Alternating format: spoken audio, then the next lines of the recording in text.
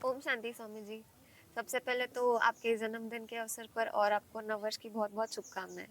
ओम शांति। आपको भी नए साल की बहुत-बहुत बधाई और धन्यवाद, बहुत-बहुत धन्यवाद हमारे जन्मदिन पर आने के लिए। धन्यवाद। तो स्वामी जी अपने जन्मदिन के इस विशेष दिन पर आप अपने यात्रा के प्रति कैसे आभार प्रकट करना चाहते हैं? मैं हर क्षण, हर पल परमात्मा को धन्यवाद ही देता हूँ कि जितना परमात्मा ने हमको दिया है, वो हमारी ज़रूरत से कई गुना ज़्यादा है। ये परमात्मा की ही कृपा है कि आप लोग सब यहाँ पर हैं हमारे जन्मदिन पर और परमात्मा ने हमको हर गुणों, हर सुखों से भरा रखा है। अर्थात लेकिन हम अपने ही दुर्गुणों के कारण, अपनी ही कमियों के कारण उन चीज़ों को नहीं पा पाते। अपनी गलत आदतों के कारण हम जो परमात्मा हमें देना चाहता है, उसको हम नहीं पा पाते। वैसे ही जैसे कि सूर्योदय हो रहा है और आपने कर्टन लगा दिया, तो सूर्य का प्रकाश आपके कमरे में नहीं पहुँचेगा। बराबर ऐसे है। परमात्मा तो हमेशा बरस रहा है। हम सब जितने भी लोग हैं पूरी धरती पर, हम सब उसी के बच्चे हैं। और सुंदर शब्दों में कहें तो हम उन्हीं के बगिया के अलग-अलग प्रकार के सुंदर-सुंदर फूल हैं। हम में से कोई न छोटा है, न कोई और ना बड़ा कोई है। बड़ा है। हम सब सेम पोटेंशियल लेकर ही इस धरती पर जन्म लेते हैं। इसके बाद ये हमारी बुद्धि के ऊपर या हमारी सद्बुद्धि के ऊपर या दुर्बुद्धि के ऊपर निर्णय करता है कि हम क्या चुनें, हमको जीवन में क्या चाहिए। गलत और सही जब से धरती है, तब से धरती के ऊपर है। लेकिन आपको क्या चुनना है? चूँकि ये आपका जीवन है, हर निर्णय आपको ही करना है। तो आपको गलत चाहिए कि आपको सही सही चाहिए। चाहिए? ये आपके ऊपर ही निर्भर करता है कि आप इंजीनियर बनना चाहते हो, कि आप डॉक्टर बनना चाहते हो, कि या आप और कुछ। सन्यासी बनना चाहते हो, कि आप मॉडल बनना चाहते हो, आप हीरोइन बनना चाहते हो, कि आप साधक बनना चाहते हो। तो जितनी ऊँची हमारी सोच होगी, उतना ही ज़्यादा अचीवमेंट हम कर कर पाएँगे। पाएँगे। लेकिन हमारी सोच के साथ 100% ऊर्जा पूरी कॉन्शसनेस के साथ, पूरे होश के साथ लगाना बहुत ही ज़रूरी है। और उससे पहले एकदम सही। ज़रूरी है कि आपका आपके ऊपर कितना भरोसा हो और परमात्मा के ऊपर कितना भरोसा हो। अगर आप परमात्मा के ऊपर ही भरोसा नहीं करते, तो कैसे आपको तो कुछ नहीं मिल होगा। जाएगा? परमात्मा ने आपको 2 हाथ दिए, पैर दिए, इतनी सुंदर आँखें दिए, इतना सुंदर चेहरा दिया। और अगर आप धन्यवाद नहीं करोगे, हमेशा आप कुछ और माँगते ही रहोगे, कभी भी आपको ऐसा नहीं लगेगा भगवान ने हमको बहुत दिया है। तो ये बताइए कि भगवान और ज़्यादा आपको क्यों दे? एक कारण बताओ। नहीं, भगवान तो सब कुछ है, भगवान ने हमको सब कुछ दिया है तो हम उनके उनके आभार मानना चाहते हैं। हाँ, जिस दिन यही अस्तित्व का सीक्रेट है। जिस दिन से हम धन्यवाद के भाव से भर जाते हैं और हमारे भीतर से शिकायत खत्म हो जाती है, उसी दिन से पूरा अस्तित्व हमारे ऊपर बरसता है। जैसा एक अमीर आदमी का बेटा जाए और बोले मुझे मर्सिडीज़ खरीदना है, तो तुरंत खरीद के दे देगा ना। जी, लेकिन एक गरीब का बेटा जाएगा तो तो मर्सिडीज़ नहीं नहीं खरीद खरीद पाएगा। सकता। लेकिन हमारे सबका बाप तो इतना अमीर है ना, परमात्मा ही है सभी का। तो हम क्यों गरीबी में जीते हैं? हम बराबर। क्यों छोटा सोचते हैं? हम क्यों किसी से ईर्ष्या रखते हैं? हम क्यों क्रोध करते हैं? हम क्यों जब प्रेम से ही पूरी दुनिया जीती जा सकती है, मुस्कुराहट से पूरी दुनिया जीती जा सकती है, एकदम सही। तो हम क्यों किसी से बदला लेने के बारे में सोचते हैं, किससे लड़ने के बारे में सोचते हैं, किससे झगड़ने के बारे में सोचते हैं? इससे अच्छा कि आप परमात्मा के बारे में सोचें, तो एक ही साधे सब सधे और सब साधे सब जाय, रहीमन सींचत मूल को फूलत फलें अघाएँ।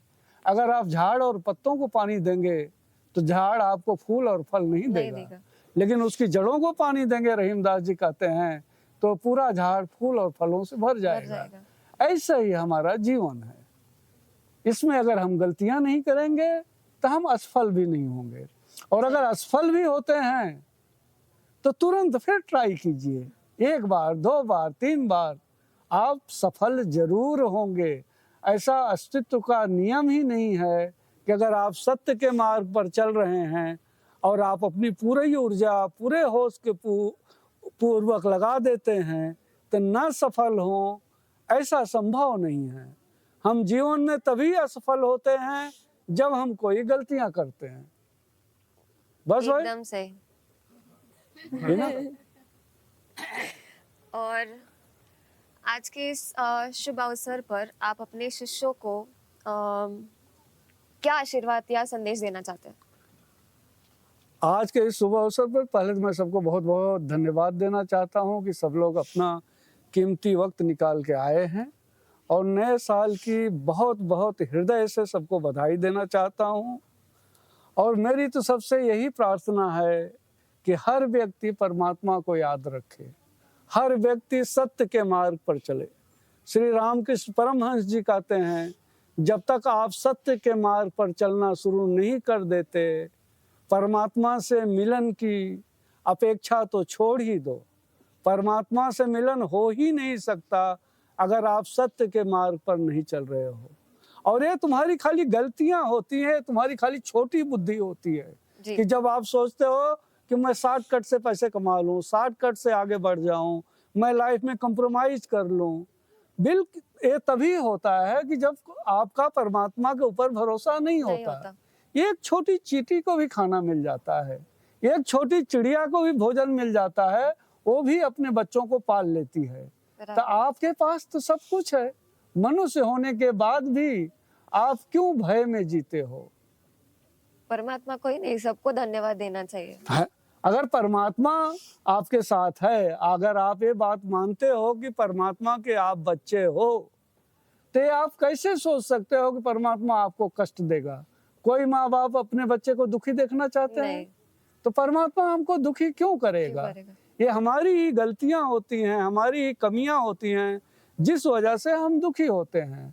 और हमारी ही अच्छाइयां होती हैं, हमारी ही ऊंची सोच होती है, हमारी ही सत्य की राह होती है, जिसकी वजह से हम जीवन में आगे बढ़ते हैं और परमात्मा हमें सब कुछ देता है।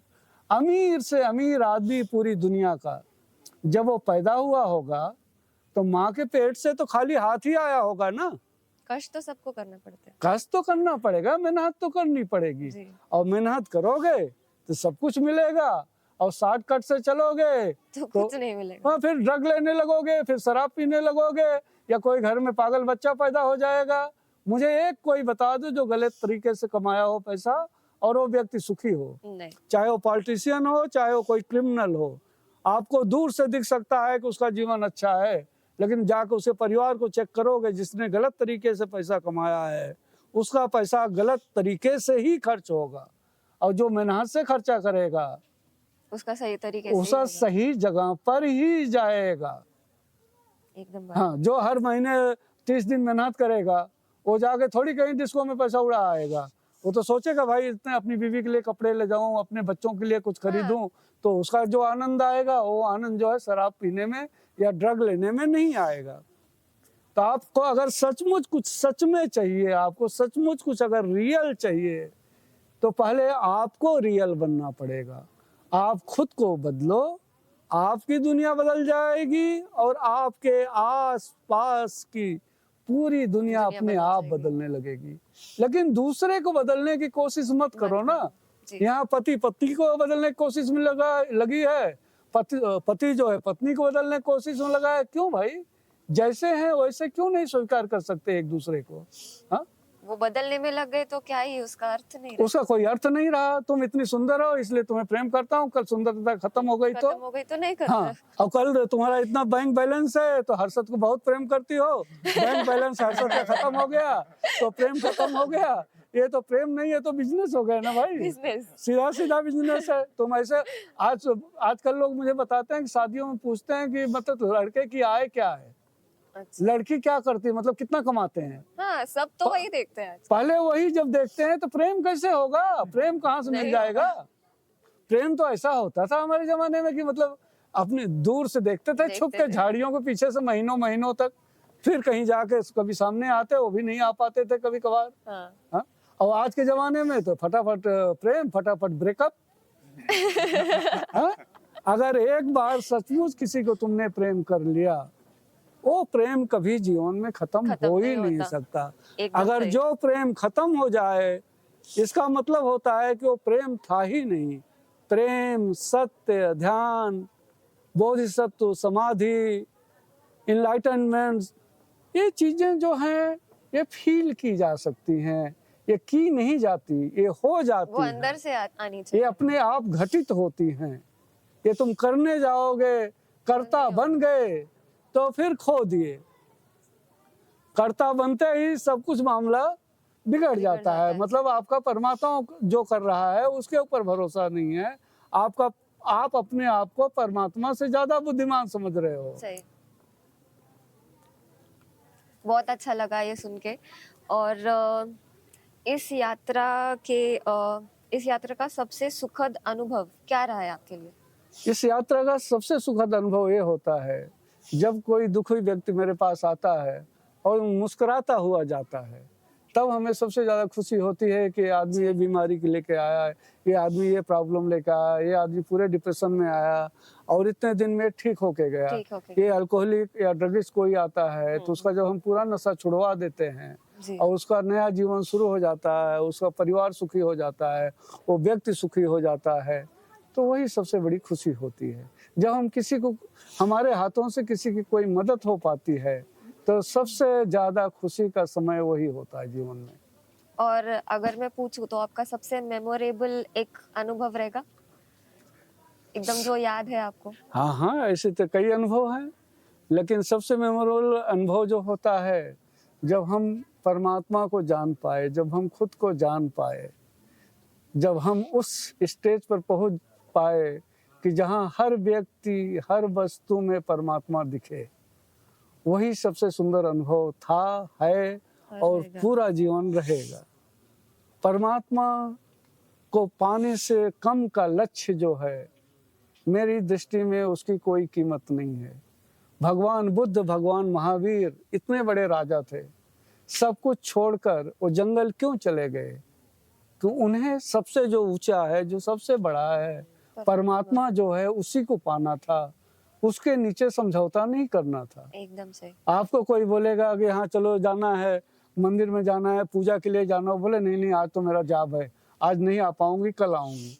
और उन्होंने इतना बड़ा राजपाट सब कुछ छोड़कर अगर चले गए तो सोचो उनके भीतर क्या, कौन सी अग्नि जल रही होगी, उनके भीतर कैसी प्यास रही होगी परमात्मा के प्रति, जो अपने बीवी बच्चे और सब कुछ छोड़ के गए। और आज हमें तो कहीं छोड़ के जाने की भी जरूरत नहीं है, क्योंकि वो इतने सालों जंगल में तपस्या तपस्या करने के बाद जो ध्यान हमको दिए हैं, वही अगर हम 1 घंटा भी वो ध्यान कर सकें तो हमारा जीवन खुशियों से भर जाएगा और सार्थक हो जाएगा। और आपने जैसे कहा कि कोई आपको बोलेगा मंदिर में चलो, कोई बोलने से हम नहीं जाते, वो अंदर अंदर से आना चाहिए कि हाँ मंदिर में जाने का है। अगर अंदर से आप परमात्मा के साथ हो तो आप जहाँ भी हो वही आपका मंदिर होगा, और ये शरीर ही आपका मंदिर है और परमात्मा तो आपके भीतर ही है। बस अंदर अगर देखने की, भीतर झांकने का समय मिल जाए तो आदमी को सबके लिए समय मिल जाता है, काकी, नानी, मामी, मौसी, सबके लिए समय मिल जाता है, खाली खुद के लिए समय नहीं मिल पाता कि कब हम 1 घंटा अकेले में बैठ जाएं, कब हम खुद को देखें, खुद को निहारें।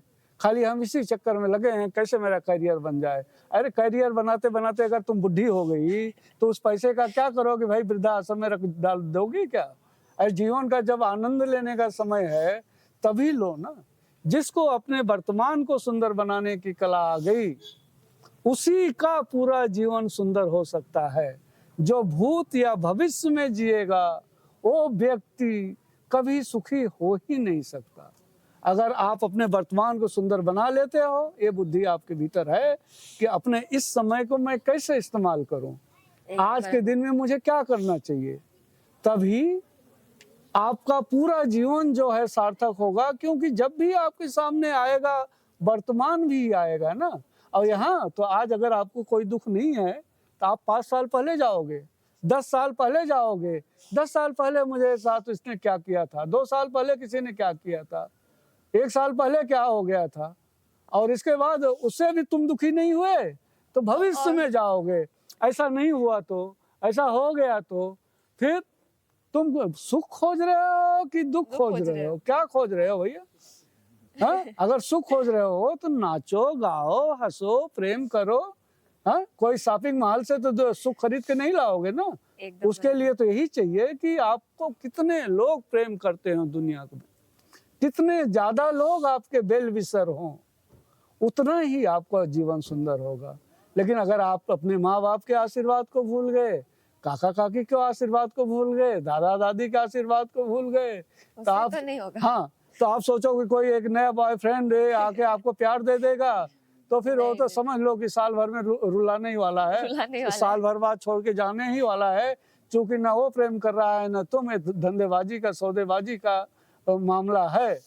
जब माँ बाप के प्रेम को तुम नहीं समझ पाई तो तो बॉयफ्रेंड दूसरों के को प्रेम क्या? को क्या समझोगी और क्या देगा? सबसे बड़े तो माँ बाप ही होते हैं। होते भगवान से भी बड़ा।